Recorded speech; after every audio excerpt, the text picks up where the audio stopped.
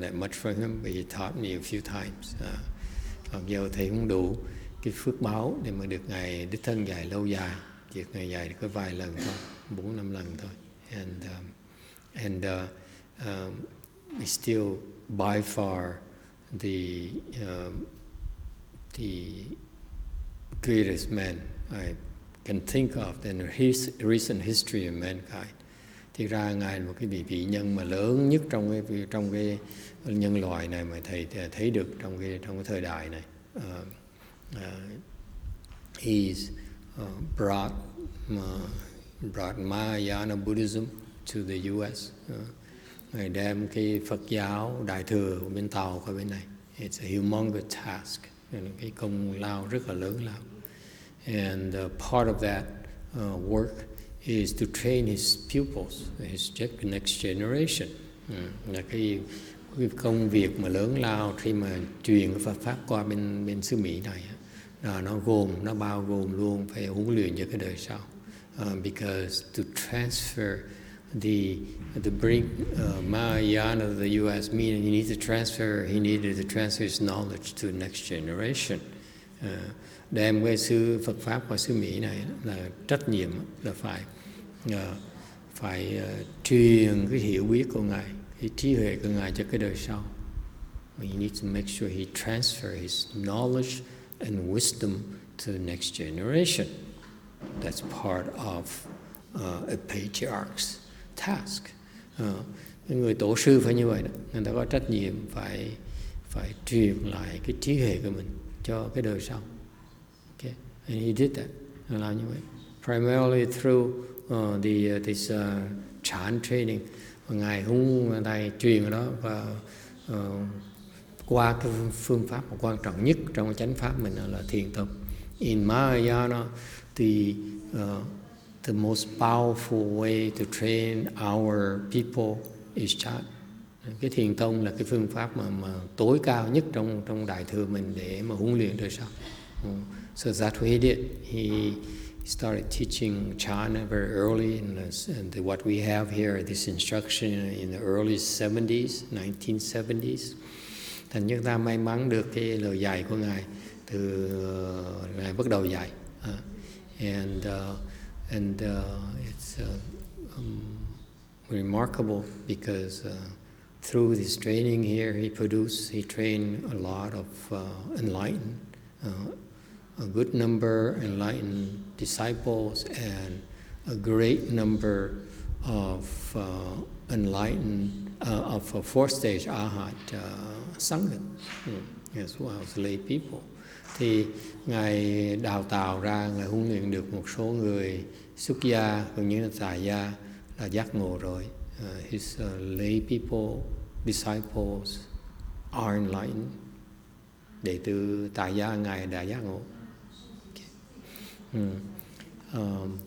Of course, his monks also, maybe one nun is enlightened. I have to look at her again. Mấy ông sư đã giác ngộ, như một bà cô giác ngộ. I haven't seen her for a long time. Lâu không gặp. And many his nuns are fourth stage arhats. Rất nhiều đệ tử Ngài, ni của Ngài là tứ quả là, which is remarkable. Khó dễ sợ. Those few men, know how difficult to teach your daughters. Người đàn ông biết mình dạy con gái mà khó dạy dễ sợ lắm. Okay, and so he trained these people, and these are outstanding members of society. Mấy cái đệ tử Ngài Tuyên Hóa là rất là thành phần rất là ưu tú trong xã hội này. The left home people lead a very pure life. Những người xuất gia sống cuộc đời rất là thanh tịnh. Okay, so they're the pillars of this country. Thực ra họ là cái rường cột của cái xứ Mỹ này. It's a lot of blessings to be able to, for a country or a state to have so many arhats and enlightened beings. Quý vị biết không, một cái quốc gia đó hoặc là một cái tiểu bang đó, mà có biết bao nhiêu người A-la-hán, biết bao nhiêu người giác ngộ là một cái phước báo nó không thể tưởng tượng được. Okay? Wherever they are, the economy prospers. Bất cứ họ ở đâu đó là cái kinh tế nó thịnh vượng, nó rất là tốt. And calamities run away. Những cái thiên tai là nó né, nó bỏ chạy. You can tell where the Buddhist sages, where the Buddhist sages are, there are virtually no calamities. Thành cái vị để ý thấy có mấy cái thánh nhân bên Phật giáo mình ở chỗ nào đó, thì những cái chỗ đó nó không có những cái thiên tai. No earthquakes, no tornadoes, không có cái chuyện mà động đất, không có chuyện mà sóng thần này nọ. Okay, so that's why it is you cannot imagine how difficult it is to meet with him or to listen to his instructions. Anh quý vị biết á, gặp Ngài YongHua là một cái chuyện khó không thể tưởng tượng được. That's why most people don't even know about him. Ít người biết cái Ngài lắm.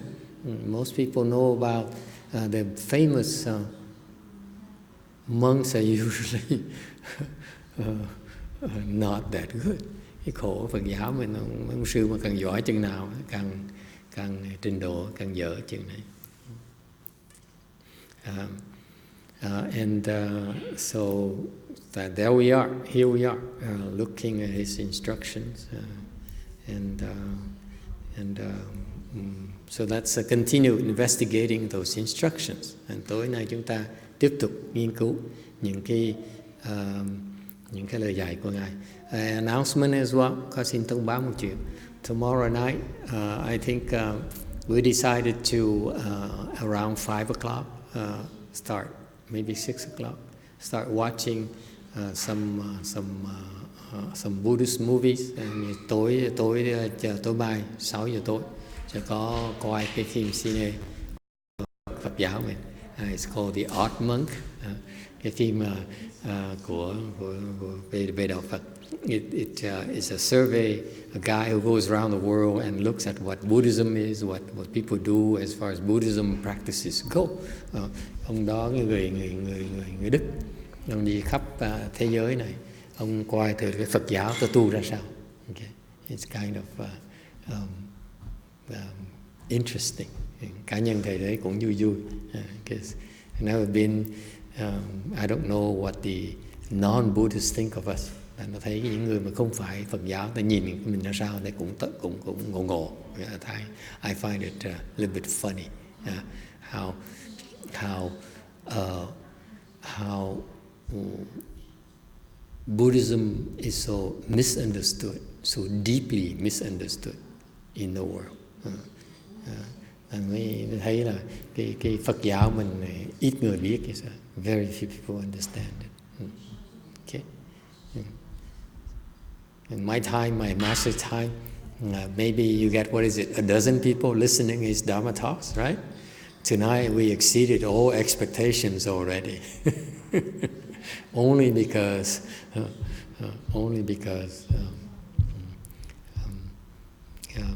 of his work. All right, continue, please. 有的人说想要受戒，咱们现在这坐禅这就受戒。 Some people say they want to receive the precepts. Sitting here in chant meditation, we are receiving the precepts.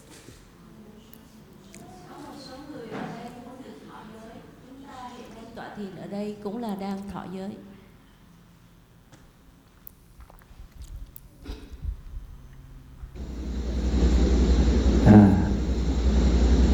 受什么戒？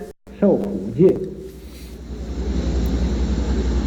受什么戒？受痛戒。 Receiving what precepts? Receiving the suffering precepts. Receiving what precepts? Receiving the pain precepts. Thọ giới gì? Thọ giới khổ. Thọ giới gì? Thọ giới đau. You see, does it make sense to you? And this is so. You listen to this, it's shocking immediately. You nghe cái thầy cái vị có thấy nó có lý là không có lý. Does it make sense to you?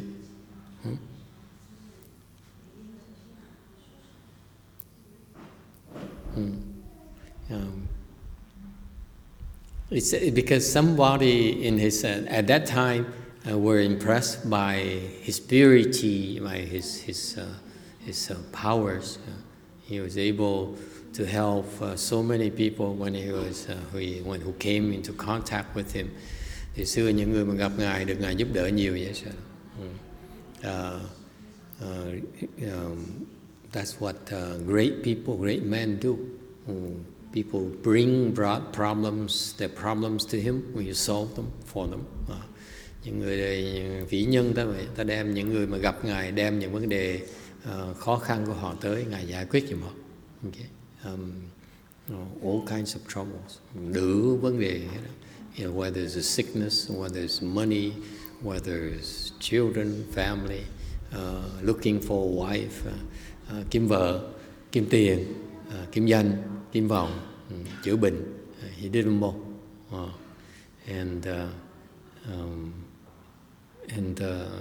So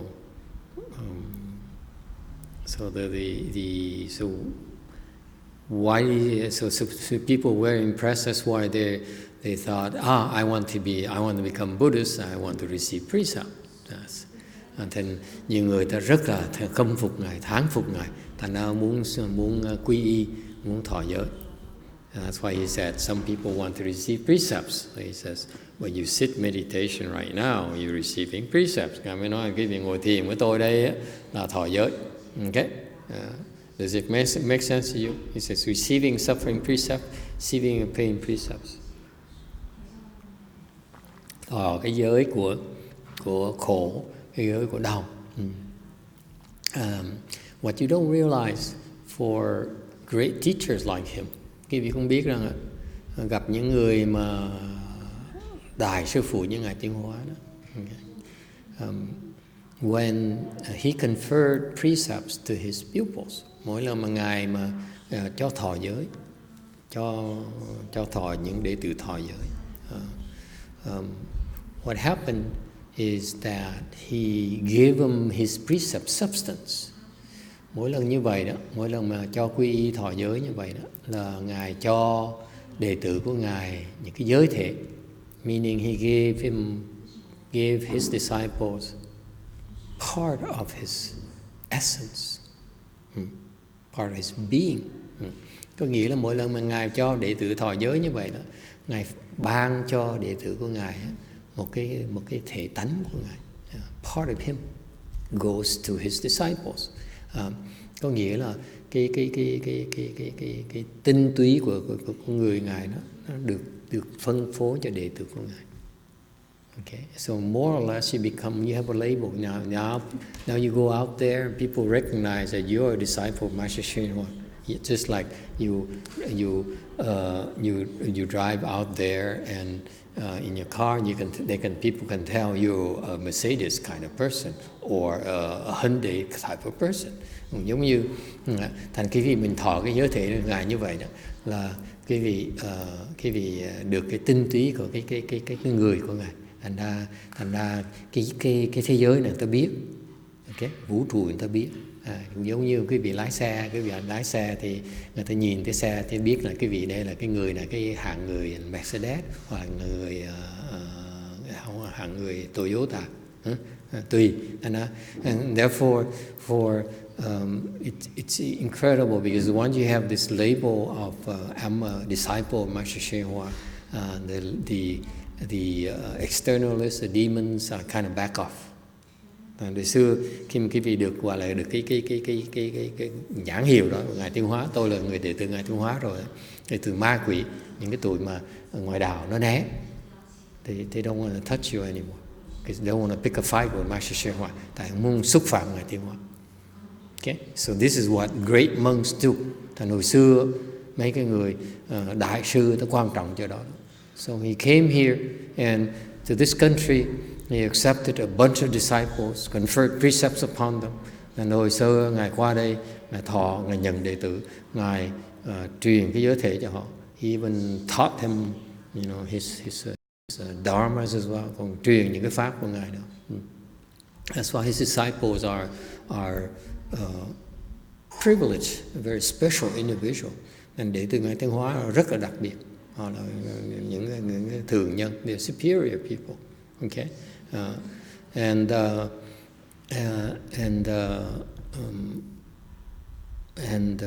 so he says that you receive. I gave you the suffering precept. I gave you the pain precepts. Thì ngài nói ý nghĩa này nói là cái vị tới ngồi thiền với ta như vậy, ta đang truyền cho con cái thể, cái giới của khổ, cái giới của cái đau. Okay, meaning what? Nghĩa là sao?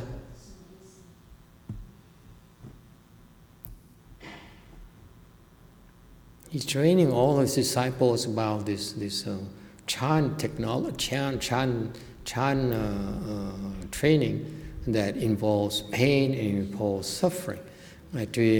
Ngài dạy cái pháp môn thiền này đó, cho đệ tử ngài đời đó là nó nền tảng nó là cái khổ công, cù cung. Okay, it's a hard work of suffering, of pain, of discomfort. Cái phương pháp tu này là phương pháp khổ công, khó khăn lắm, mà nó còn có phải khó không, nó còn có sự khó chịu trong cơ thể, có đau đớn trong cơ thể, và có những cái khổ sở trong người mình nữa. And so that's part of his training. Phương pháp người ta huấn luyện như vậy đó. And so he says, I'm giving you these precepts. Tôi cho quý vị tới ngồi thiền với tôi. You come here and practice chant with me. I'm giving you these pain precepts, this suffering precepts. Tôi cho quý vị cái giới của khổ, cái giới của cái đau đớn. Because it's a similar concept of him conferring the precept substance to his disciples. Giống như là ngài cho đệ tử ngài cái giới thể, thì ngài cho những người tới tu cái thiền thất đó là cái sự giúp trợ lực và để mà tu cái khổ. So in other words, it's a similar concept as when he conferred his precept substance to his Buddhist disciples. He conferred the people who came there to attend his chanchi with him the substance of hard work, the substance of pain and suffering. Make sense to you or not? Quý vị có lý không có lý? This is what these great men do for their followers. They help them. Thành ra những cái người vĩ nhân nha, mình tới gần người ta đó, mình học hỏi người ta bao giờ cũng giúp đỡ chúng ta đó. Thì mình có thể tưởng tượng được cái sự rộng lượng, cái sự những cái người ta ban cái ơn các ngài ban cho chúng ta, mình không biết được luôn nữa. His generosity, his kindness and compassion are way beyond our comprehension. He's helping all of the people who came into contact with him and have faith in him and learn from him. Là những người tới gặp ngài, tin tưởng ngài, học hỏi ngài thì được hưởng nhiều dễ sợ. All right, let's move on.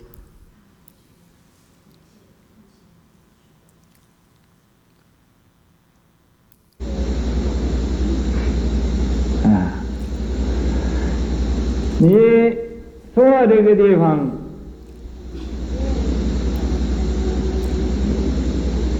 一心参禅，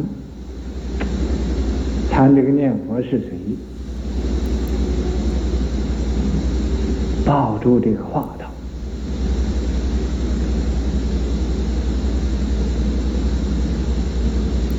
绵绵不断，密密不忘，总是念佛是谁？参。 Sitting here, you single-mindedly investigate Chan. You investigate who is mindful of the Buddha. Hold on to this meditation topic, constantly without interruption and ceaselessly without forgetting. This Chinese character, me, what does it mean? Chữ Tàu này nghĩa là gì vậy? Mật, I know, but what does it mean? Is that secret or ceaselessly? Me. What does it mean?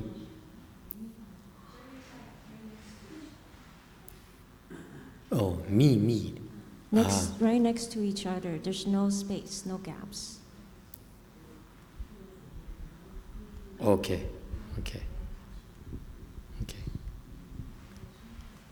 Very good. Excellent. That's the way it's supposed to be. Đúng rồi. See, this is why it's an advantage for you to know Chinese. Thành ra cái gì mà học tiếng Tàu đó, hiểu được tiếng Tàu, đọc mấy cái này nó có ý nghĩa sao? All his instructions are extremely accurate. Những cái lời dạy Ngài Thiên Hóa về chữ Tàu đó, nó chính xác, yes sir, extremely precise. So much is lost in translation. Thông dịch ra nó mất nhiều nữa. Okay, continue. Investigate who is mindful of the Buddha. Investigate. Bạn ngồi ở đây nhất tâm tham thiền, tham câu ai là người niệm Phật. Bám trụ vào câu thoại đầu này, miên man không gián đoạn, liên tục không quên. Chỉ biết một câu ai là người niệm Phật, cứ tham tán. So back then he started teaching his disciples about the Hoa Thổ technique. Thì đời xưa đó Ngài chọn dạy tham thở đầu cho đệ tử của Ngài. And see, this is where I don't understand because I wasn't there. Rất tiếc là thầy không có mặt ở đó, thành thầy không hiểu chuyện này. Because I don't think it was for was his human disciples. Thầy nghĩ cái đó là cái pháp này cho những cái người đệ tử con người của Ngài. I'm sure he has a lot of invisible disciples, bodhisattva disciples as well. Thì chắc chắn là Ngài có những cái đệ tử Ngài là Bồ Tát này nọ tới tu với Ngài chung nữa. But I feel that those who practice Hoa Thổ, and this is for our Korean friends here, our Korean colleagues, those who practice Hoa Thổ didn't make it very far. Okay. Thì thầy nói này, thầy muốn cái cơ hội có nhiều người tăng đi đại hàng tới đây tu chung với chúng ta. Thầy nói họ chuyên môn là tu cái tham thở đầu. Thầy nói cho họ biết. Thầy nghĩ là thầy dạy ngày tham thở đầu như vậy cho những người đệ tử con người của Ngài đó ở Mỹ này đó, thì họ không đi tới đâu hết đó. Okay. It's I don't think any of them actually succeeded in doing the Hoa Thổ at all. Nên thầy nghĩ đệ tử ở đó không đủ căn cơ mà tu tham thở đầu. So that's why personally I don't understand why he taught the Hoa Thổ. Thầy không hiểu tại sao Ngài dạy Hoa thở đầu. I wish I could ask him. Thầy thắc mắc cái chuyện đó. Why would we teach something for these people who will not make it? Dạy cái phương pháp như vậy thì họ đâu có tu tới được đâu. Very few people in this world nowadays can practice the Hoa Thổ. Sự thật bây giờ đó, cái thời đại này ít người mà tu nổi tham thở đầu. It's not very productive method. Phương pháp nó khó mà thành tựu nữa. Too difficult, too demanding, too difficult, and attainment is to me not that high. Đối với thầy, cái phương pháp này nó khó quá, nó điều kiện nó gắt gao quá đi, căn cơ người ta không đủ, nên là không phải riêng căn cơ không đủ không mà cái sự thành tựu mà thầy thấy đệ tử Ngài Thiên Hóa có đó không được cao lắm. So why would you teach it? I don't understand. Okay, moving on.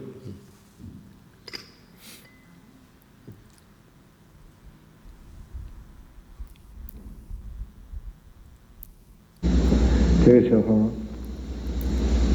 你自己说，你有没有罪过？你是不是造了很多业？在这参禅造了很多罪过。 Now ask yourself, do you have any offenses? Did you create a lot of karmas? While investigating Chan meditation, did you create a lot of offenses? Lúc này bạn tự nói xem có tạo tội hay không tạo tội. Bạn có tạo ra nhiều nghiệp không? Tại đây tham thiền có tạo ra nhiều tội không? This is also a very interesting thing that I would reveal to you these professional secrets. When thầy tiết lộ cái biết những cái bí mật trong nghề đó. Okay. What he says here is insight into what Chan masters do and what happens during a Chan chi. Khi Ngài nói những chuyện này là Ngài đang cho cái vị biết là những cái bí mật trong cái tổ chức của thiền thất. Why these Chan chis are so difficult to pull off, very difficult to organize.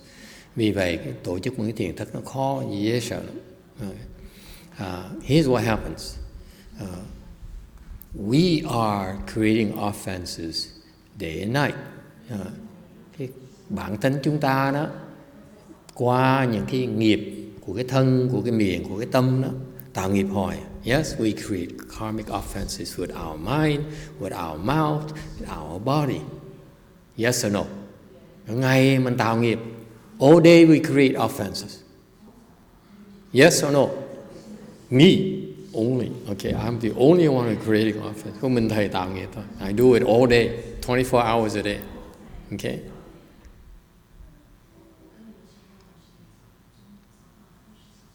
Okay. So when you go and meditate, you sit there and meditate. Quý vị ngồi xuống, quý vị ngồi thiền.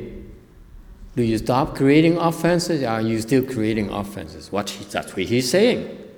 Thì Ngài mới hỏi, quý vị suốt ngày tạo nghiệp rồi, vậy tới đây ngồi thiền với tôi đó, quý vị có ngừng tạo nghiệp là vẫn còn tiếp tục tạo nghiệp. Are you still continuing to create offenses when you are meditating with me or not? Cô cảm ơn. Di Đà Phật, ngồi im là không có tạo nghiệp, động tay động chân là tạo nghiệp. She says, if I don't move, then I'm not creating offenses. If I move my arm, my legs, then I'm creating offenses. Okay? Correct? Đúng. What else? Are we creating offenses? Of course we are. Mình tiếp tục. How can we stop? That's what we excel doing. That's our profession. That's what we do with our efforts. Thì đương nhiên mình ngồi để thiền mình cũng tiếp tục tạo nghiệp, đúng không? Tại vì cái đó cái mình chỉ làm suốt ngày mình tạo nghiệp. That's what we do. That's what we love to do. Yes or no? You create offense when you fast? A lot, yes. Not more than you're aware of.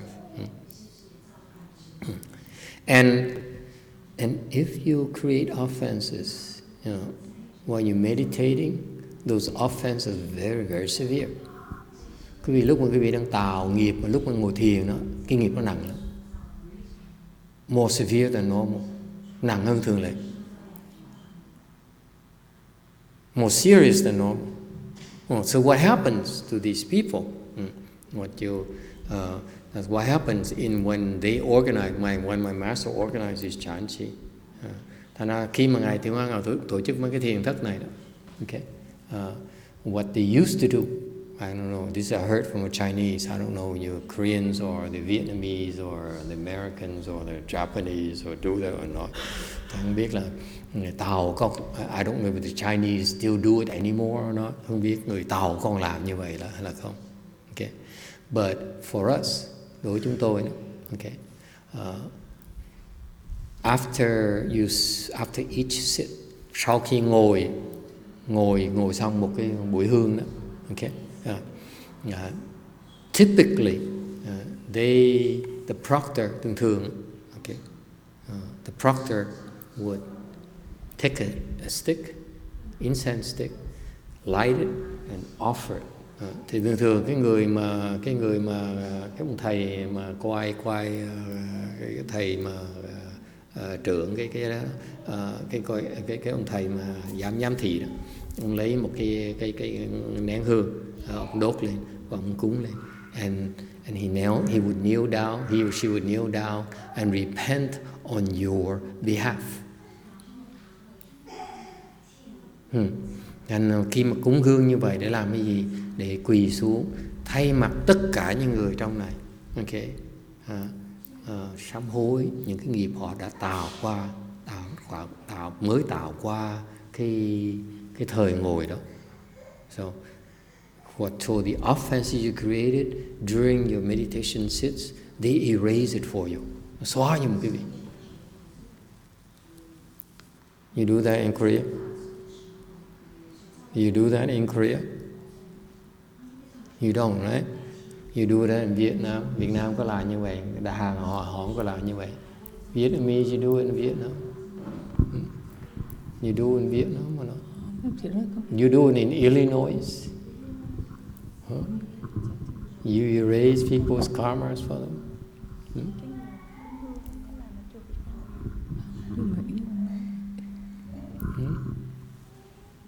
You do it in Japan. You Japanese people. You see how involved it is to organize a chanti in order to help you make it. Quý vị biết không? Tổ chức cái thiền thất nó phức tạp như vậy đó. Làm đủ cái chuyện để giúp quý vị trên đường tu hành. Không thôi quý vị tu không nổi. If we don't help you, you will not make it. Very difficult for you to make it. Không giúp quý vị tới không nổi đâu. Đừng có tưởng bở. And that's why I went to a lot of different places. And thầy đi khắp, đi mấy cái chùa này, I observe what they do. Quan sát họ làm gì trong cái thiền thất. Okay? And at our system, we help you. Hệ thống chúng tôi giúp quý vị. And you still can't make it. Mà quý vị vẫn chưa giác ngộ như thường. Okay? And you still are not enlightened yet. Okay? Imagine if we don't help you, what chances do you have to become enlightened? Chứ tôi không giúp quý vị nữa, quý vị làm sao mà cái hy vọng mà giác ngộ được bây giờ. Fascinating. Thật khó dễ sợ không?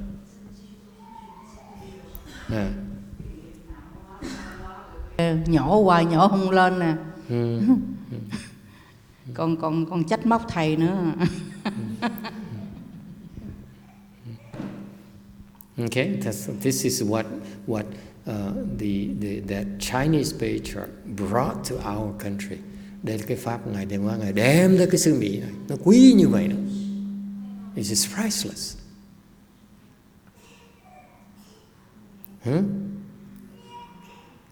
So the chanti is a high speed, high speed freeway. Thành cái thiền thất là giống như cái đường đại lộ như vậy đó. And not only in high speed freeway, but you also have all these aiding practices in order to help their followers. And cái phương pháp nó đặc biệt dễ sợ, nó có đủ những cái uẩn khúc để mình giúp đỡ những cái người tu hành. Okay? All right, continue.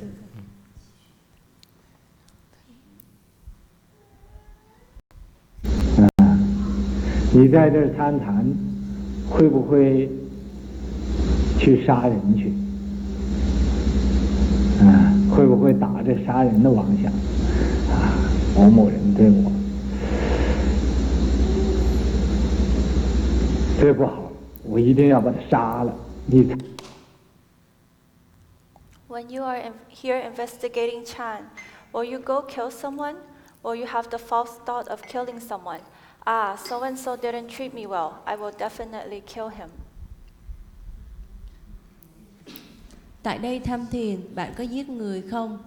Có vọng tưởng giết người không? Rằng người này đối xử với tôi không tốt, tôi nhất định phải giết anh ta.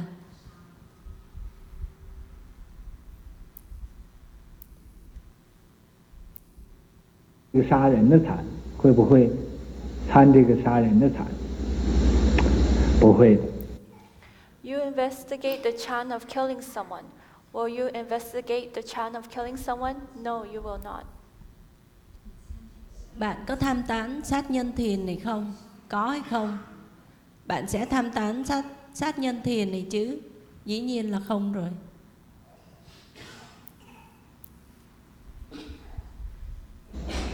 你在这儿参禅，会不会想去偷东西去？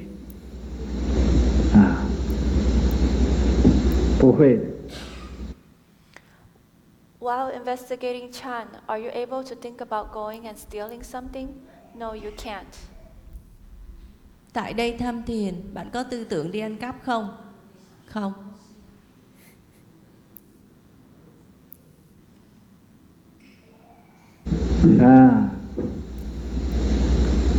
你这个不杀人不偷东西，这就持戒，在这参禅就是持戒，这叫不持。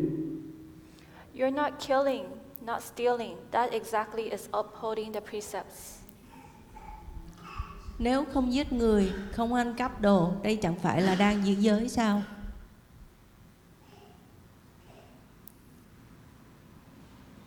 是支持，不用持戒，自然就持戒了，所以就会生出定力。 Here, investigating Chan is upholding precepts. This is called upholding without upholding. You don't need to uphold the precepts. You're naturally upholding the precepts, thereby producing samadhi power. Tham thiền này là trì giới, cái này là trì mà không trì. Không cần trì giới mà tự nhiên thành tựu trì giới. Vì vậy mà phát sinh định lực. Do you ever wonder, since I told you that secret, does it even cross your mind, why would they help you to erase the offenses you create while sitting in meditation? Khi vị nghe, quý vị khoái mà quên hỏi thầy, nhất cái cô quả ngân nghe mừng dễ sợ, mừng hết lớn luôn. Trời, ông xóa cái tội cho mình, trời, lợi quá. Tha hồ mà nó tạo nghiệp. So people like Go Yin, she says, since they're going to erase my karmic offenses, I want to create more offense while I meditate. I want to think about killing or stealing and all those things. Nghĩ cách mà phá giới cho nó đã, xong để ông xóa cho mình đâu có sao đâu. Why would they do that? Tại sao họ làm như vậy? You wonder? Có ai suy nghĩ về chuyện đó? Why would they do that? Why would we want to do that? Tại sao muốn làm như vậy? You don't even know, quý vị không biết luôn nữa. Right? You don't even know that they're doing it for you. Quý vị không biết là người ta đang làm giúp quý vị như vậy luôn nữa. Thì làm cái gì? Why bother? Nó đã vô ơn bạc nghĩa rồi, mình nói làm thêm là cũng chừng đó thôi. They're ungrateful already. What's the point in doing more? Why? You see, this is why I caught you, all of you. You're so happy. Oh, I got something for free. Vì mừng dễ sợ, được miễn phí, mừng dễ sợ, không thèm không. You naturally you shouldn't you wonder, Sean, why would he do it for me? Why? Tại sao như vậy? Yes, ma'am. Why would they do it? Have they got nothing else to do? Hết chuyện làm rồi hả? Yes. So they owe you later? His woman is devious. Người này không nhận. Nó nói để sau này họ nợ mình. Yeah. What else? So less obstruction for us, so we can, so we don't waste more times. Yeah, I told you. I gave you the official explanation. Is that yes, so that you clear out the pathway, so it's easy for you to make progress. Thì nói cái vị đó giúp như vậy để cái vị bớt bị cản trở, thành tiến bộ nó dễ hơn tí nữa. Okay. What you don't realize is like your parents. Giống như là cái vị không biết như cha mẹ cái vị, our parents. They paved the way for us, for our success in lives. Yes or no? Cũng giống như cái bậc cha mẹ vậy đó. Mình soạn đường cho con cái mình nó tiến bộ, nó có cuộc sống đầy đủ sung túc, hạnh phúc. Yes or no? That's what parents do. Okay? Same thing, these teachers, that's what they do. They pave the way for the students to be successful. Mấy ông thầy cũng vậy.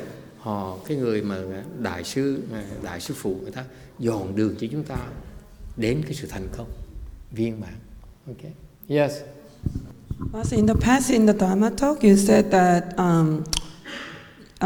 the supporters, the Dharma hosts used to owe them, so you come and find them to pay back. Is it part of paying back? Yeah, it's part of that. But there's one very simple reason. Có lý do rất là giản dị. I don't expect you to understand this. But I elaborate for the sake of all the future teachers who want to organize Chan Chi for them to understand. Thầy giảng phải riêng quý vị không, mà giảng cho những người sau này mà có muốn tổ chức cái thiền thất đó. Okay. There's a lot of responsibilities involved in organizing a Chan Chi. Một lần tổ chức một cái thiền thất như vậy, nó có nhiều cái trách nhiệm lắm.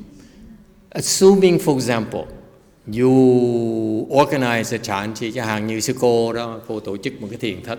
Okay.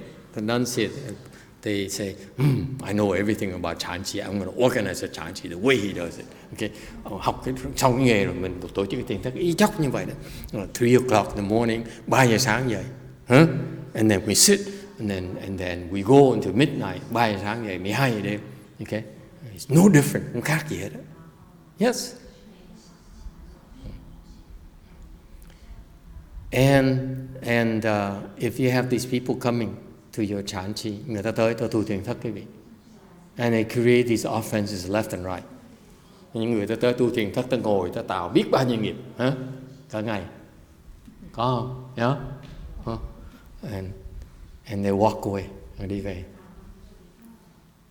Whose fault is that? Lỗi ai vậy? Whose fault is it?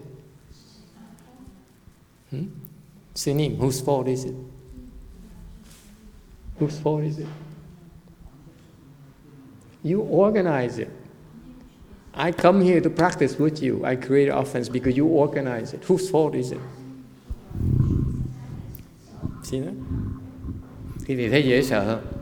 Mình không giúp họ thì sau này họ tạo nghiệp và lỗi mình. Tại mình tổ chức cái chỗ này nó ngồi nó tiện hơn. You see, instead of creating offenses at home, which is a lot less, a lot fewer, you come here, you create offenses, even worse offenses at home. Tới đây tạo nghiệp nó còn nặng hơn tại ở nhà nữa. Lỗi ai bây giờ? Lỗi mình, lỗi ai nữa? It's your fault. Khoái dễ sợ.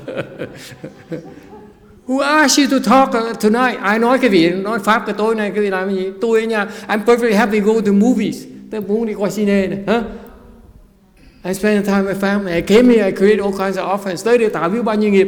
Whose fault is it? Lỗi ai đây? Thành mày phải gỡ cho nó, không gỡ không được. That's why you have to take care of it. You don't want to owe these bicycle people. Anh thấy hả? Là mấy ông sư nặng khôn đó. You understand now? They're very smart. They say, I don't owe you. Okay? I take care of you right away. Thành ra xóa ra để không nợ. Không nợ phiền lắm. Phiền lắm em ơi. Yes, question. Dạ thưa thầy, như vậy phổ chi có không thầy? Phổ chi? Yeah. Exemption. You go phổ chi at your own risk and peril. Phật thức là sao? She's been to our phổ chi. Sorry. If you do phổ chi, you recite the Buddha's name, you're supposed to erase your own karma. Niệm Phật là tự niệm Phật lấy tự xóa tội, nó đòi người ta xóa gì nữa. You're too greedy, ham làm dễ sợ. I don't know. I'm only doing a Chan Chi. Maybe in Phổ Chi you ask again. We see. Từ nào Phật thất hỏi lại, thì nhớ thì hỏi lại. Thì mình nói chuyện thiền thất. Now we talk about Chan Chi. Okay. Isn't it cool? You see how involved it is. Quý vị thấy cái pháp nó dễ sợ không? Chu đáo dễ sợ. The Dharma he brought to this country is incredible. Cái pháp nó dễ sợ luôn. Người ta cứ tưởng là nó dễ, so easy, right? Get a place, rent a place, you know. Mô Phật bạch thầy. Bạch thầy mướn cái khách sạn, kêu cái nhà hàng đó nó đem tới dầu cúng dường cho mấy người chân tu, bring some, you know. What if you cannot erase their karmas? What's going to happen? Nếu không xóa được thì sao chuyện gì xảy ra? Xóa không được thì thầy đưa người ta đi Tây Phương hết. Thầy có một cái chiêu mà. Chiêu này. If you don't erase the karmas, you have to stop. You cannot organize Chan Chi very long. Nếu quý vị mà không xóa những cái nghiệp này cho họ, là cái thiền thất tổ chức không lâu được đâu nha. You know? It adds up. Từng ngày nó càng nặng, vì cũng phu vậy. Cái nghiệp người ta tạo ra nó cái giống này, cái xiềng, cái gông xiềng, cái cổ mà nó kéo mình xuống, ngày đó mình chìm, tôi nói you fall with them, tránh không được. That's why you have to be very careful.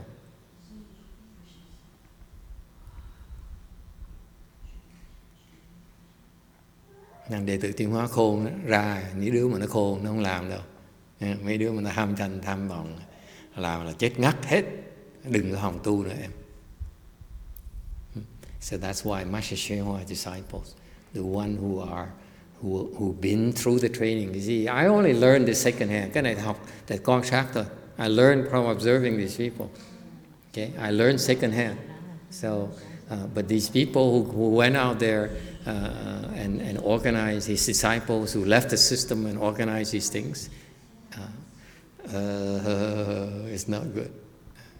Thành ra cái vị biết không, đừng có tưởng mỗi lần mà tổ chức pháp hội những cái đệ tử Ngài Tiến Hóa mà rời hệ thống rồi mà đi ra mà tổ chức này nọ đó là phiền dễ sợ lắm. Đại đọa, big trouble. For how much money? Đáng bao nhiêu tiền?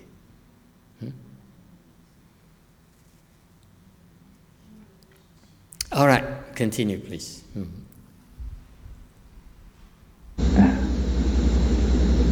你这思想就是，如果你不参禅嘛，就打其他的妄想啊，或者杀生，或者偷盗，或者邪淫，或者妄语，或者饮酒，什么都做出来。Your train of thought is, if you don't investigate Chan, all the discursive thoughts which arise in your mind may lead you to kill, steal, engage in lust, lie, or take intoxicants. You can do anything.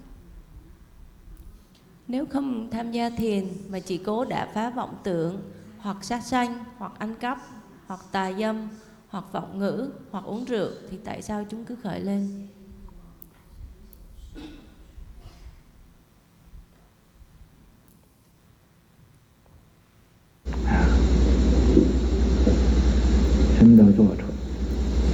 Cho因为一念之差，所以就做了很罪过的事情。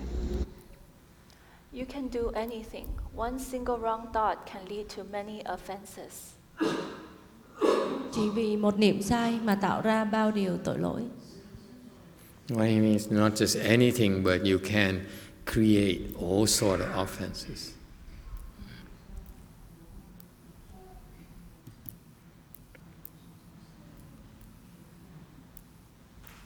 Okay. Here he means you can do anything. 做出来is create, produce. Okay, not just do anything. This means actually it means you can create any offenses. All kinds of offenses. All right?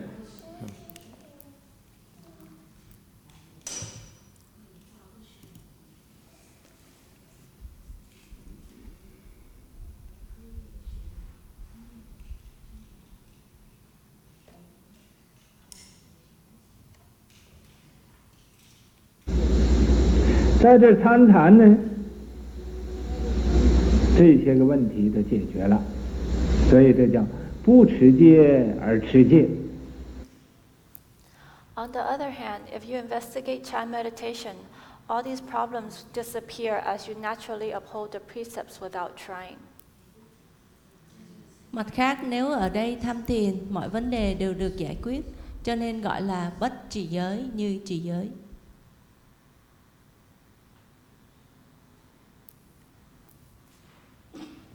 À, 不持戒而持戒，你就不定而定。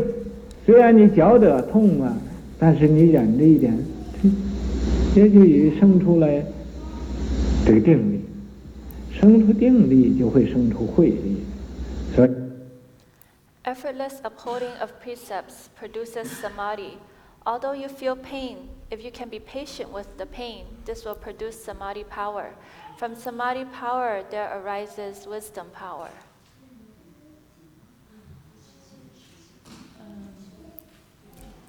Bất trì giới sẽ sinh ra định. Go ahead. Mặc dù bạn cảm thấy đau, nhưng bạn nhẫn một chút thì sẽ sinh ra định lực. Định lực sinh trước rồi sẽ sinh ra huệ lực. It's the translation in English translation here is important for especially for the Westerners. So what he means by here, a much better way to translate would be like so it's not keeping precepts.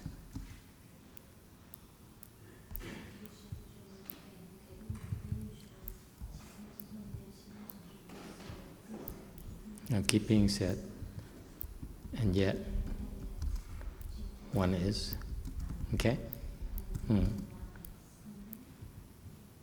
你就不定而定. Okay, it's not produced. You see, you have to learn when you translate. You guys translate. You have to translate verbatim. It's much better. Okay, do not try to interpret. Okay, try to stick to the original wording. Okay, because this is what happens to translators. They think they try to they insert their understanding into the translation, which is not desirable. All you need to do is to translate the words that he used. You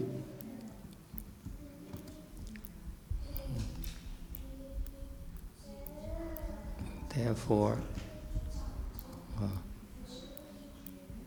are not in samadhi and yet are. Okay?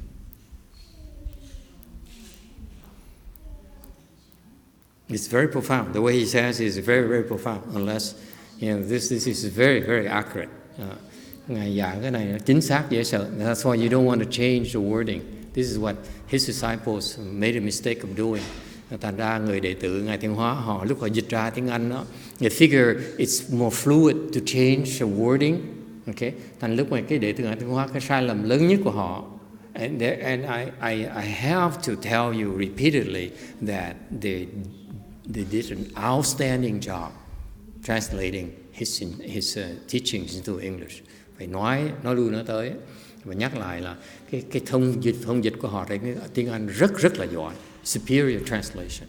Okay, no two ways about it. But the mistake is that they fail to see the accuracy of the translation. Preserve the accuracy of the translation. Lúc họ dịch ra, họ thiếu cái sự chính xác. Dịch mà tốt nhất là dùng dịch theo cái nguyên văn đó. Much better for me personally. I prefer to translate the verbatim translation because these sages, when they teach, they use certain words, certain sequence of words for a reason. Tại những người thánh nhân ta dùng chữ nó có cái dùng ý của cái dùng chữ của họ. Không nên thông dịch ra. You don't want to interpret. Okay? You want to preserve the same wording, the same sequence, the same intonation. Okay? Phải theo cái nguyên văn nó càng chính xác chừng nào thì cái lời dạy nó càng có giá trị hơn chừng đấy. Then the translation is much better quality, much better value.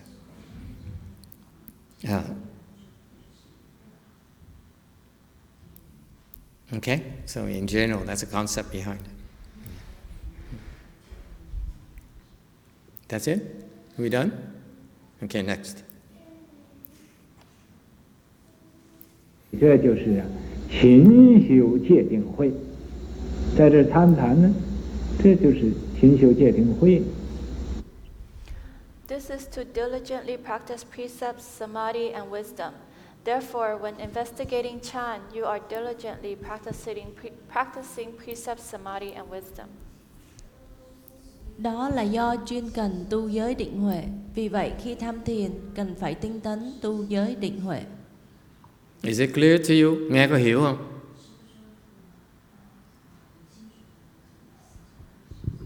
You read this everywhere. Khi mình nghe đọc cái này ở mọi nơi hết. Right? You go to any meditation school, they said we practicing precepts, samadhi and wisdom. Đi chỗ nào cái chỗ nào dạy thiền cũng nói là chúng ta đang tu cái giới định huệ. Okay, and you go to the sutra lecture, khi vừa nghe giảng kinh của nó, we were doing Buddhism about precepts, samadhi, wisdom. Chúng ta đang tu cái giới định huệ, right? And you go to the Tibetans who specialize in practices tantras, they also say the same thing. We practicing precepts, samadhi, and wisdom. Bên cái tụ mật tông nó cũng vậy, nó cũng nói là chúng ta đang tu giới định huệ. Okay. But aren't we actually meditating? Không phải để mình cái gì nghĩ lại chứ coi, không phải cái thiền mình đang ngồi thiền thôi là sao? Aren't we? He's saying no. The authentic Chan training, thầy Ngài Huệ nói rằng bên cái dòng chánh pháp chúng ta đó, khi mà dạy thiền, khi mà tu thiền đó, when you practice Chan, when you teach Chan, you are practicing not only concentration or samadhi. Thành quý vị hiểu rằng Ngài dạy rằng cái phương pháp thiền tông của mình đó, lúc quý vị tu thiền đó, không phải chỉ vì tu cái định không thôi. When we train you in Chan, we train you in precepts, we also train you in wisdom as well. Nên chúng tôi khi mà dạy cái vị về thiền á, tổ chức cái thiền thất này là để dạy cái vị tu về cái giới định huệ luôn nữa, chứ không phải riêng về định không đâu. It's never only about samadhi, and yet it's only called Chan. Mà mặc dù như vậy nó chỉ gọi là thiền thôi. No kissing girls in the Buddha hall.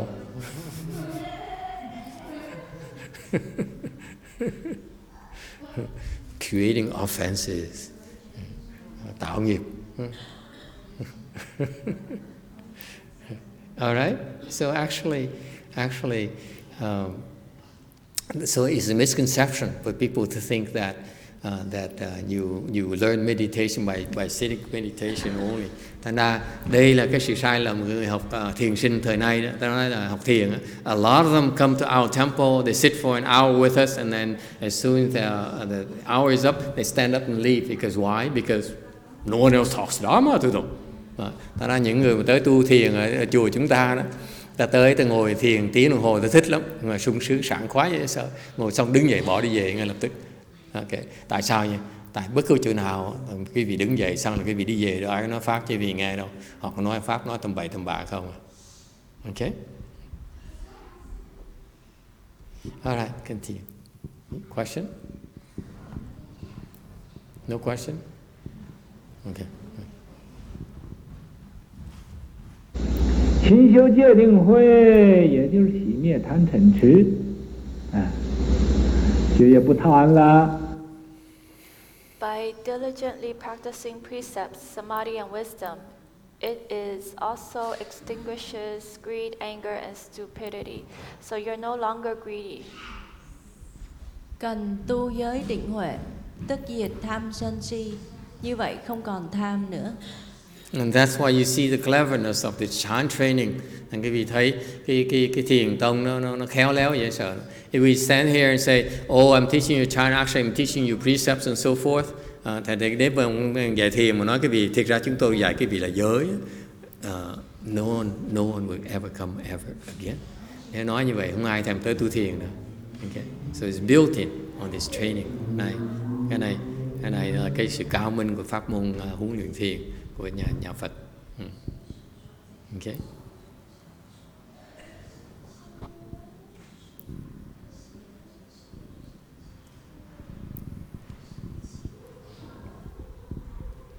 À, 我要修行了，也不生贪心。我修行啊，有人打我，我也没有那么回事，也不生嗔心。 With the resolve to cultivate, you don't produce the mind of greed. When someone hits you, it's like it didn't happen, and you don't give rise to the mind of anger. Khi quyết tâm tu hành thì sẽ không sinh tâm tham lam. Cho dù có người đánh tôi cũng xem như không xảy ra chuyện gì, nên không sinh tâm sân hận. You agree or disagree? Đồng ý không đồng ý? It seems people's comment is that I see these guys coming to the temple, and the more they come, the more angry they become, the more greedy they become. Người ta cứ than phiền với thầy hoài. Mấy người Phật tử quý vị đó tới chùa, càng ngày tôi thấy đi bao nhiêu năm, càng ngày càng lửa hận, càng cao hơn nữa, càng tham hơn nữa. Yes or no? Yes? Yes, yes, right there. How come you Buddhists become more greedy? The more you meditate, the more greedy you become. Mấy người Phật tử quý vị sao càng tham, thế càng ngày càng giận dữ vậy? Hả? You so much more angry, more violent than before. Hả? Về ông chồng nói, sao bà đi mà sao mình về sao bà ghê dữ vậy? Giận dữ vậy. Lúc trước giận còn đỡ, bây giờ giận tôi sợ luôn đó. Hả? Really? So really, you resolve to cultivate, and you don't produce a mind of greed. Really, you agree with that? Ngài nói, quý vị mà nhất tâm tu đó, quý vị sẽ không còn cái tâm tham lam nữa. Thiệt có? Really? You believe that? Yes, sir. I just want to share some personal experience with this. So when trying to cultivate, when someone did hit me, I did become angry afterward. I'm sorry, someone what?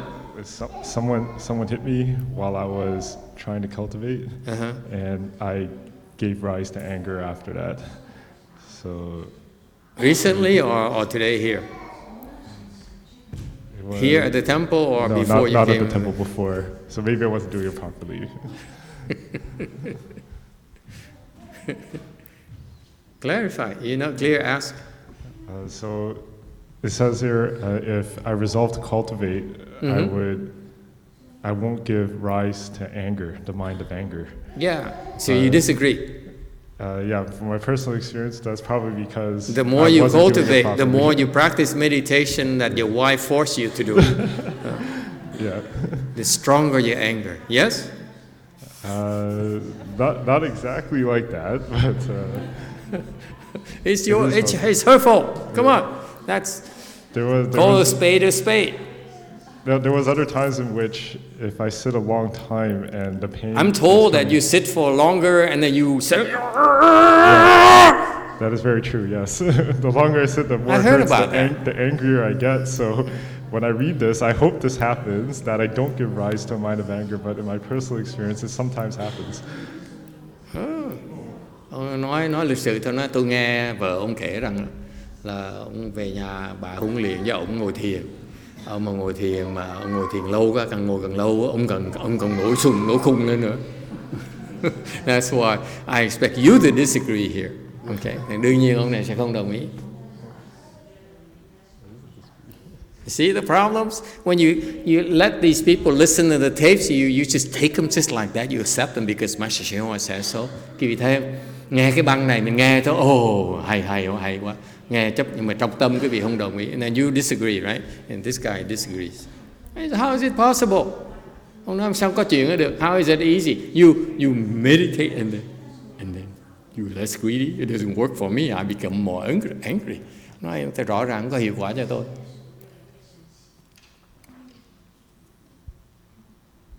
I don't have all the answers. That's his technology, not me. Thầy đâu có biết chuyện này đâu. Đó là cái pháp thiền người Tàu. We Americans are different. Mỹ tôi nó khác. Question. What is it resolve?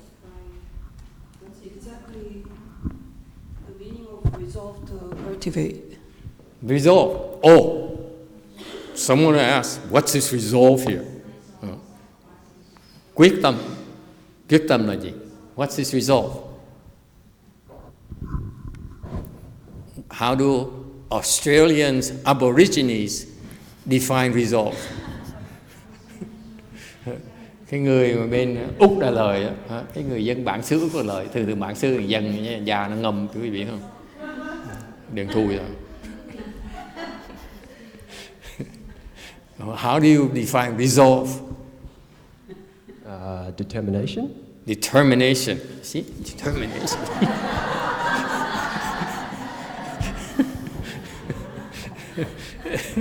So cool. I like that style.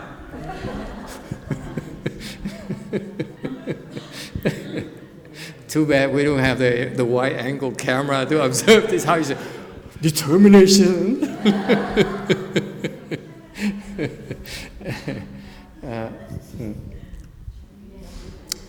Okay, there's a clarified for you determination. Huh? What is this? Resolve. It's not the same. Người ta không, she's not now, she sees it. What do you see it as? Resolve as? Resolve is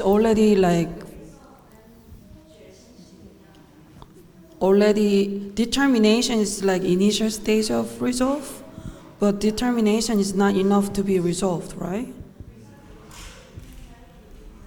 I don't know. I don't know what goes on in your Korean mind. Thế cái óc người đại hàng suy nghĩ sao thầy chịu. Anyone else? Huh? What is resolve?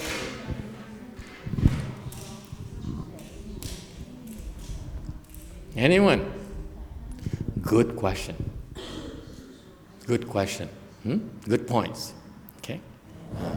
It takes guts to admit that the more you meditate, the more angry you become. It's true. Cái đúng, mình thiền càng nhiều nó càng giận dễ sợ. It's true. It's true. It is so true. The more you meditate, the more angry you become. Càng thiền nó càng dữ đấy.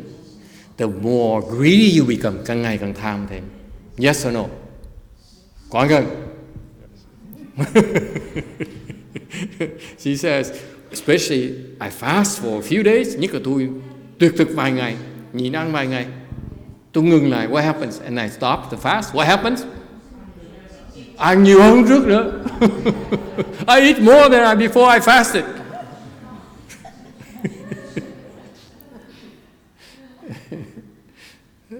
It's so true. So what are you talking about?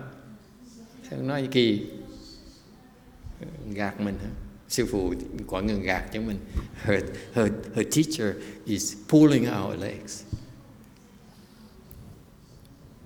What's his resolve? What's his resolve?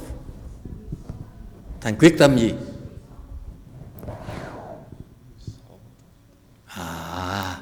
It depends on what your resolve is. Tùy cái quyết tâm làm cái gì. What is your resolve? Quý vị quyết tâm làm cái gì vậy? Ask yourself. Tự hỏi thử đi. Quyết tâm làm cái gì? Why do you fast? Tại sao mà tuyệt thực? Tại vì muốn chữa bệnh. Right? I ask her, why do you fast? She says, I fast because I want to cleanse my body, make my body healthier. Right? Tránh tham lam. Tránh tham, bớt tham lam tí. Yeah. Okay. Rồi đi qua ngoại là tham lam quá rồi. Nhưng điều bước sau qua cái ngoại tuyệt là thực, tham lam rồi. sau cái tuyệt thực có kết quả là không? I ask her, after you fast, do you feel healthier? Say yes. Có kết quả rất là lớn. He says, big results. Okay. Mà lòng tham quá, còn muốn đi qua ngoại để ăn chực nữa. So good results, big result, kết quả tốt. But then you eat, right? Eat more. Ăn nhiều hơn nữa. And then what happens? Rồi chuyện gì xảy ra? Ăn nhiều hơn chuyện gì xảy ra? Nó bệnh lại. Nó sẽ bệnh lại. Không bớt ăn nó sẽ bệnh lại. Because the message is that when you fast, your body is healthier. Khi vì bớt ăn á, thì cơ thể quý vị nó mạnh hơn một tí. That is a point that you poison your own body. Quý vị chứng minh cho quý vị thấy rằng khi mà mình ăn á, mình ăn chất độc vào con người mình. Khi mình ngừng ăn lại á, cơ thể. What happens is your intake has so many toxins. Ăn biết bao nhiêu chất độc trong đó. Thành ra cơ thể mình nó yếu. Khi mình ngừng ăn lại, cơ thể mình có cơ hội để mà trục cái độc nó ra. When you stop eating, the body now has a chance to cleanse itself and expel all these toxins. That's how your health improves. It's that simple. Simple basics. Okay? Input and output. You stop putting in the poisons, the output has no poisons. Cái đấy rõ ràng đó. Đừng có nuốt đồ độc vào thì đồ độc nó không ra nữa. Và cơ thể đấy nó lành mạnh hơn. That's all there is to it. Simple physics. Simple nutrition, nutrition 101. Okay, tâm thấy. So you do that, okay, then you see that your body is healthier, and then you come back, you eat some more. And bây giờ cơ thể mình khỏe mạnh, mình ăn tiếp, right, Sean?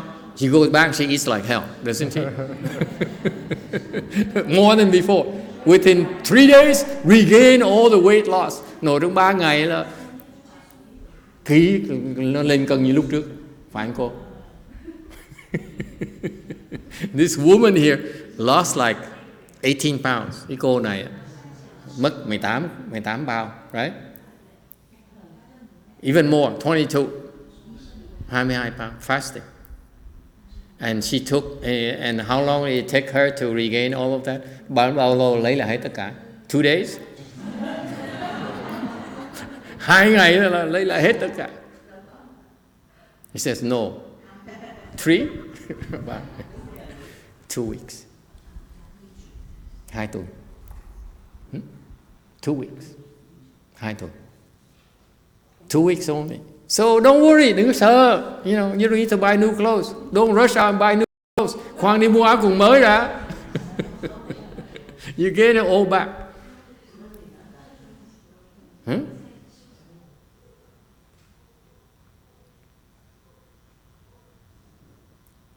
So what do? You say, no, it doesn't work. Thì nghĩ sao? Không có hiệu quả. Right? It doesn't work, right?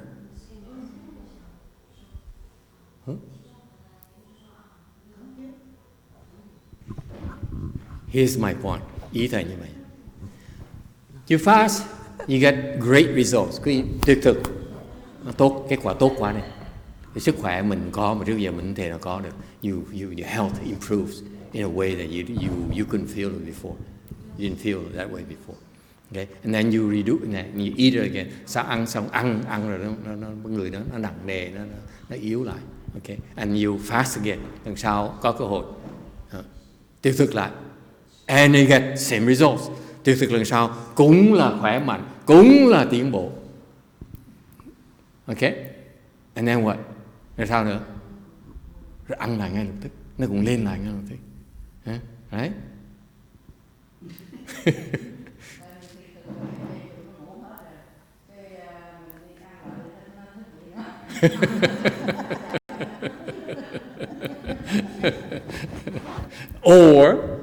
or you like her.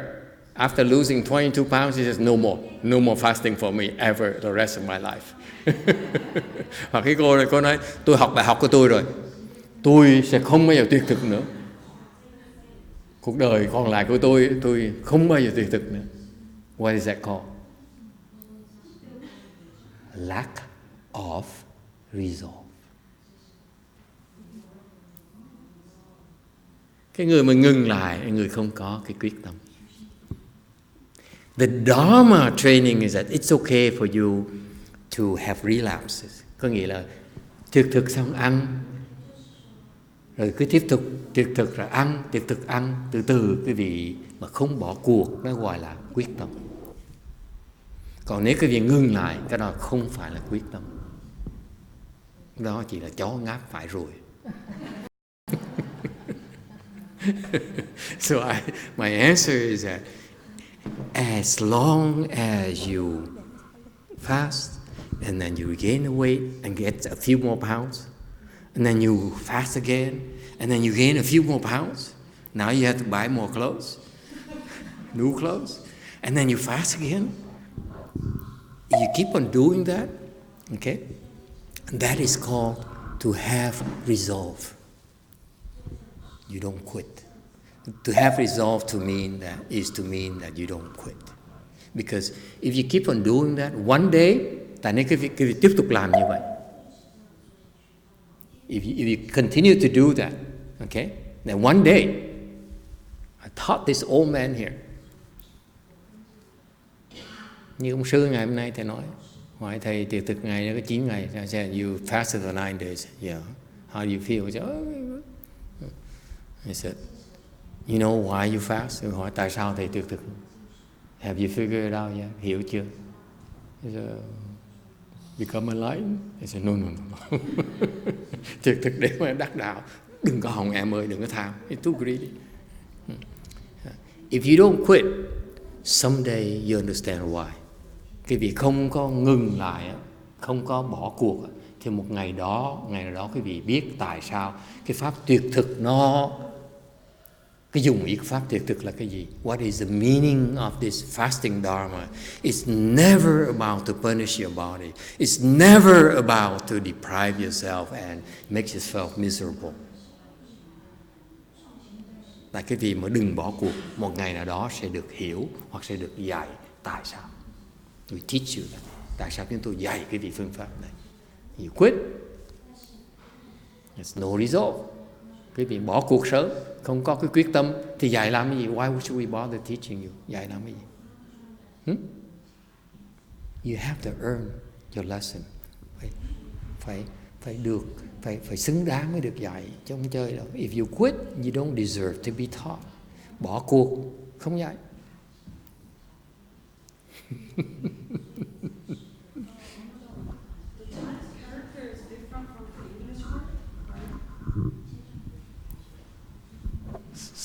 So I noticed that the Chinese character for the resolve means like summarize or you really want to do it. So it's all inclusive in this. Yeah, the translation a little bit more liberal. If you want to cultivate, again, you want to be very simple, very verbatim. If you want to cultivate, that want there is the resolve. Understand? Don't try to make it too literary, like the Chinese would like to make it literary. My master's instruction is very, very concise. Every single word has its place. Even like a and like right there, Too Chinese. It's very precise because he's Chinese. You understand? But you want to preserve, keep it very simple. Yao is if you want to. Okay, you want to practice. Huh? You want to practice, huh? You want to practice, huh? You see that? The is actually, huh? You want to practice, huh? See, it's a challenge. You want to practice, huh? That's why I don't mind the translation resolve. It's the same concept, but it's not as strong as you practice, huh? That's my Chinese teacher. Ông Tàu, thầy Tàu, very, very Chinese. No class. Too Chinese. Okay? All right, so that's, but yeah. Dạ thưa thầy làm ơn thầy giải thích tại sao mà mình càng thiền thì lại cái anger mình lại càng nhiều hơn thưa thầy. Di Đà Phật.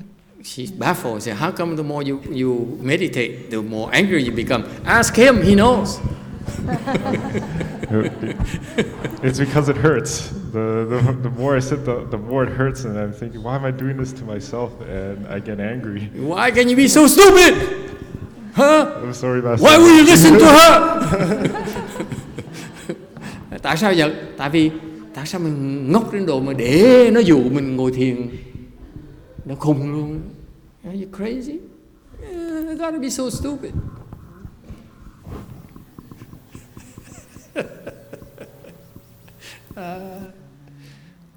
And then you meditate the following day again, right?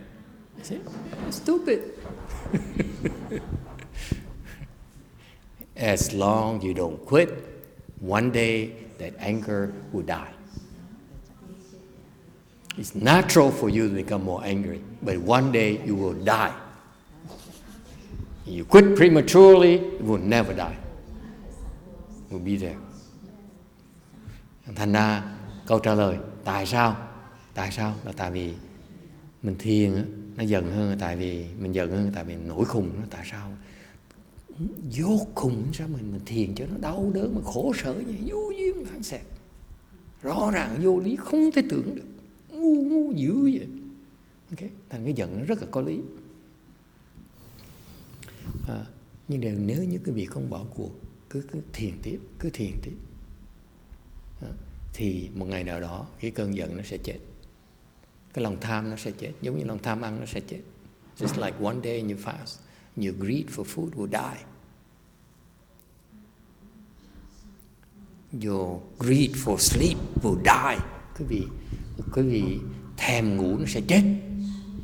As long as you don't quit. That's what is meant by if you want to cultivate, if you resolve to cultivate. Ý nghĩa cô nói cái câu đó, that's the key right here. If you resolve to do it, you'll get there. You do have no resolve, you don't want to, none of our business. You want to get there, you want to understand why they're like that, then someday you understand. You quit, not our problem. Thành ra có nhiều người ta nói là tại sao ta như vậy, tại sao ông Tiêu Hóa như vậy, tại sao cái người ta như vậy, tại quý vị muốn biết hả? Cứ theo cái đường đi, ngày nào đó sẽ hiểu. You continue, you don't give up, one day you understand. Okay? Yeah. Why? Because she did it. She same thing.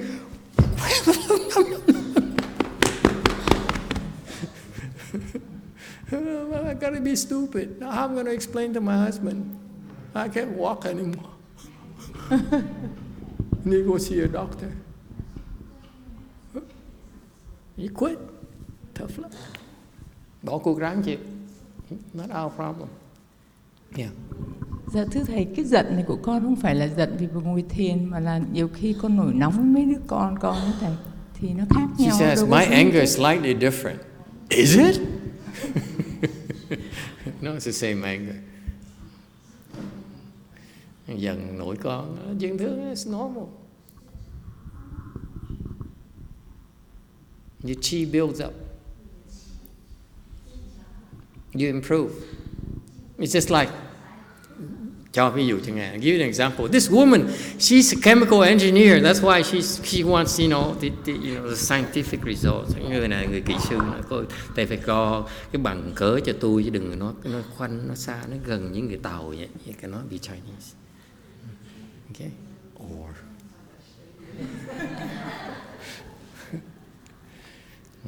and let me explain to you. This is a common complaint. Đây là cái ta nói chuyện này rất là thông thường. People talk about this all the time. Okay? Especially your family members, nhất là cái người trong thân nhân của mình, ta than phiền chuyện này. They complain about this. It's true. Now you're more angry than before. Your temper is shorter. Okay? Dễ giận hơn trước nhiều.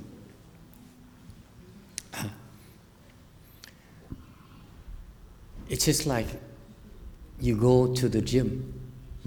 Quý vị tới tập tạ, tới cử tạ. Okay. You work so hard.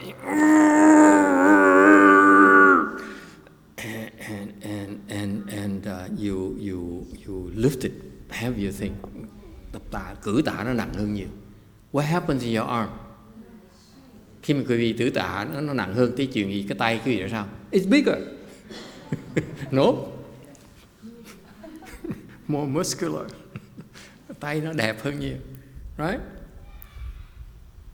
So what does it mean? It means you're able to lift heavier things. Doesn't it? Thì quý vị cử tạ mà quý vị tiến bộ, phải tay quý vị nó to hơn, vai u thịt bắp gì nó đẹp hơn nhiều. Và đương nhiên mình phải sức mình mạnh hơn thì mình lift nhiều hơn, right? Mình nhắc cử đồ nhẹ nhàng hơn, mạnh hơn nhiều. Same thing. This training, when your family member says, what happened to you? You become so much angry than before. You should say, Hallelujah, I improved. Thành thầy giúp quý vị trả cái mánh quý vị.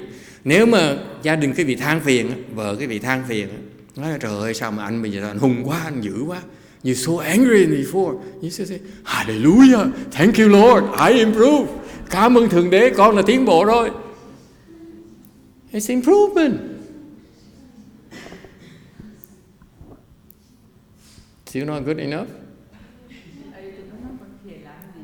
Man, say, why bother improving? Because part of the process is that you need to learn how to use your anger, how to use your strength smarter. Tại vì hỏi về thì thiền làm gì mà giận dữ vậy? Thế nói tại vì trong cái quá trình mình mạnh hơn rồi, mình khỏe hơn rồi thì mình phải biết học cái cách để mình dùng nó. I quote the boy, is he still there? The terror? Huh? He's sleeping. Thằng con nít này chẳng hạn. The boy here, and I'm using a very typical example I observe every night. Để quan sát mỗi đêm, quan sát thằng nhỏ này. You know, he comes and he used to beat on his mother's head. Lúc trước á, nó tới nó đánh đầu mẹ nó. Yes or no? Yes? I saw that. Today yes or no? Yes, today he did. Yesterday he did. Today đánh he đầu. did. Right. Only yesterday, she says. Only yesterday he hit my head. Mới tối ngày hôm qua nó đánh lên đầu tôi. Okay.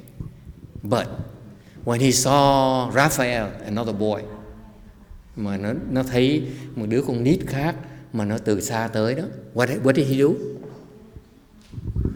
Gentle, like he treated a flower. Nó nhẹ nhàng, nhẹ tay như là nó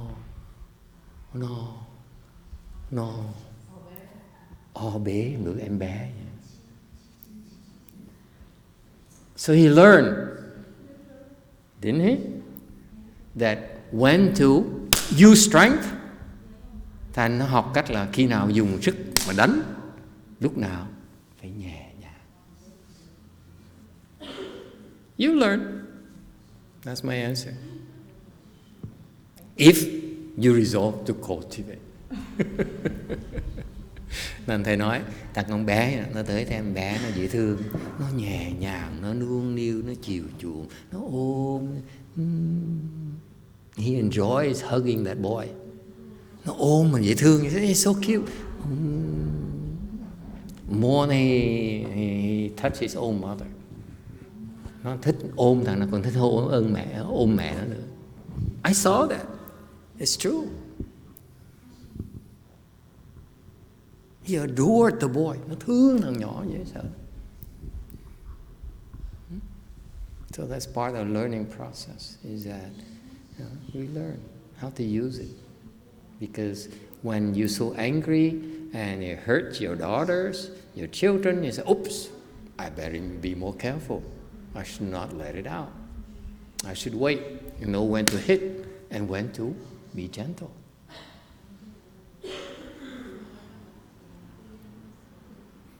Thầy trả lời như vậy đó. Thì giống như thằng em bé, nó thấy đứa con nít nó kia dễ thương, nó nhẹ nhàng, nó dịu dàng, nó chiều chuộng. Còn mẹ nó tới nó ký đầu. Cách tự gặp nó giận nó, when he's angry.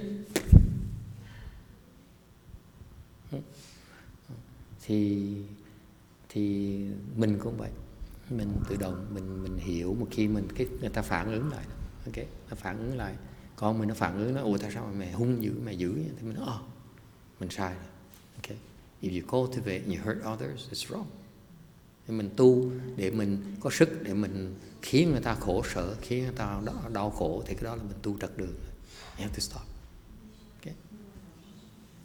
Mình học cái cách dùng cái sức của mình. Lúc mình cần mình phải đánh cho nó đau. Okay. Vì mình có sức đánh nó đau rồi, mình biết phải nhẹ tay. Now you know you have the strength. Where you have the strength, you can hurt them very quickly. Much harder than before, much more than before. That's when you back up and save it. And giấu.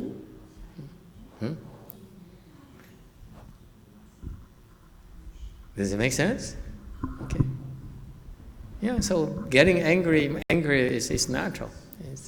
Người ta nổi giận, nổi giống là chuyện thường. It's commonplace. Another question here. No internet question today? Related to the conversation. Okay. That's how I'm holding on to it. Yeah, anything is fine. So, Master, the people who love Kung Fu get higher as they cultivate, they tend to have no thought in the mind and they just act. So if their kung fu is high and they just shoot, and the other people cannot handle it, is that kind of like go against not knowing how to use the energy or use that kung fu? I don't understand the question. Would you mind repeating it? Well, first of all, it says people who are high level say, "That's not me." No. Why you ask? I'm not Be putting. careful. You should go to the DRB and ask those questions.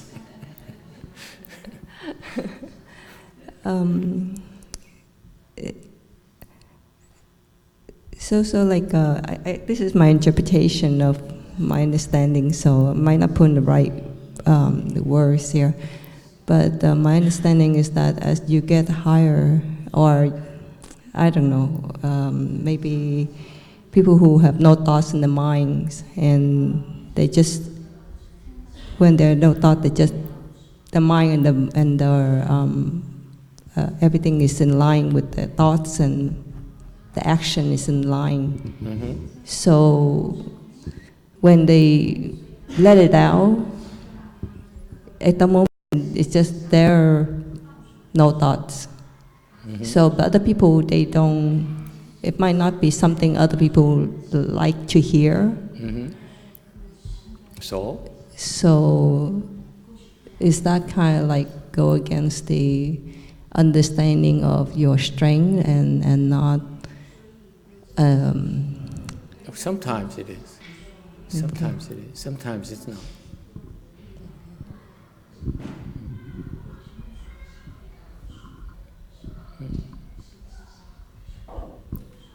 Okay, a question here on the internet. The internet question was what to do if one sees the devil when one tries to meditate. What happens when you see the devil when you try to meditate? Run. Okay, next question. Khi mình ngồi thiền mà gặp con ma tới thì sao? Chạy đi em. Chạy ngay lập tức. Run right away.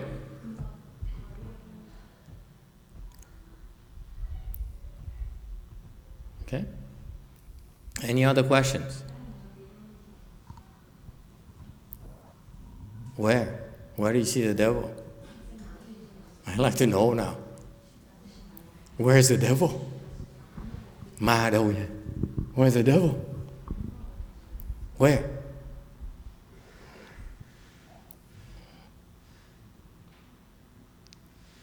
What happens when you meditate and you see the devil? Khi mình ngồi thiền thấy con ma là sao? What is that? What is that? Never seen one before? Chưa thấy ma hả? Lucky you. May mắn vậy sao? Anyone saw a devil when you meditate? Có ai thiền mà thấy ma chưa?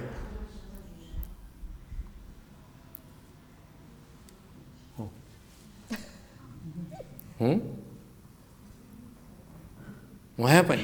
This guy saw the devil. So sorry. Answer is canned answer. Just run. It's safer.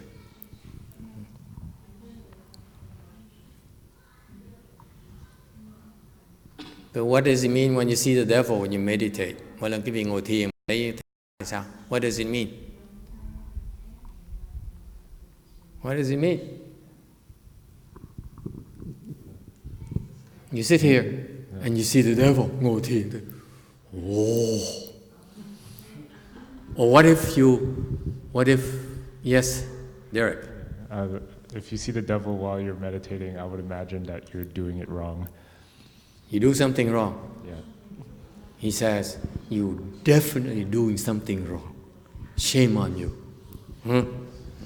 Okay. He says, from a Canadian perspective, you're doing something definitely wrong. Cái người già nó đại, người ta nói cái đó là sai lầm. Làm sai lắm rồi. Okay. What if, in that case here, sir, let me ask you, you meditate, what if you see the Buddha? Như cái ngồi thiền, mà thấy Phật thì sao? Yeah, if you meditate and you see the Buddha, you're doing something correct. You do something correct, he says. No thinking necessary. Không cần suy nghĩ. Tôi mà thấy Phật là chuyện tôi làm đúng rồi.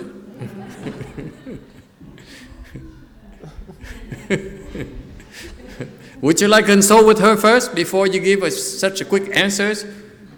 Huh? No, I'm okay, thank you.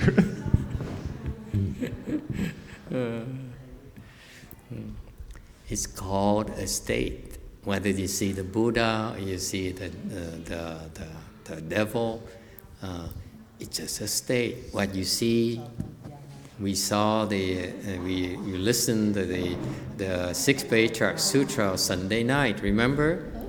Okay. Don't be attached to exterior marks. Don't be attached to things you see, you perceive. Mình đọc nghe kinh Lục Tổ Chủ nhật vừa qua đó, nói là cái vị đừng có chấp tướng. Tướng nghĩa là gì? Thấy ma là tướng của ma. You see a demon, that's the mark of a demon. You see the Buddha, thấy cái Phật là cái tướng của Phật. You attach to the mark of a Buddha. So either you attach the mark of Buddha, it's no good. You attach the mark of the demon, you so scared, thấy ma sợ quá, you so scared, right? Isn't he scared? He's scared, right? He implies he's scared. Okay? Thấy ma thì sợ, thấy Phật thì mừng. When you see the Buddha, say, oh, so wonderful. Either case is pretty bad. Hai trường hợp đều là they're both wrong, my friend, not just one. Sorry about that. You're doing something wrong. Both cases is the right answer. Câu trả lời đúng là gặp hai thấy Phật mà mừng mà thấy ma là sợ là đều sai hết. Okay? Ignore it. That's all. Do nothing. The demon will go away. Không ma nó sẽ bỏ đi. Okay? That's why I said depends on where you are. Nhiều khi nó tùy chỗ. Okay? And you go, for example, that's why sometimes you can't, sometimes there's always an exception. Có nhiều trường hợp nó ngoại lệ. For example, you go to the cemetery, quý vị tới vào nghĩa địa, and you meditate, ngồi thiền, and you see the demon, thấy ma. Làm sao bây giờ? Is it gonna go away? Ma nó có bỏ đi hay là không? This is home. Where is gonna go now? Go see a movie? Nó đang ở nhà, nó sung sướng, hạnh phúc. Mà cái vị biểu nó bỏ đi đâu bây giờ? Đi qua cine hả? Come on. He's not gonna go. He's going nowhere. You at his home. Mình tới nhà nó ở, xong biểu nó đuổi nó đi. And you say go. That's unreasonable. We don't practice chant like that. Thiền chúng tôi không có làm những chuyện như vậy. So you go to his home and say, hey, how are you today? How is your wife treating you? Ngày nay ông là sao? Vợ ông có tử tế với con ông, với ông không? We talk to them. But don't get afflicted. Đừng có phiền não. Okay, thank you everyone. Good night.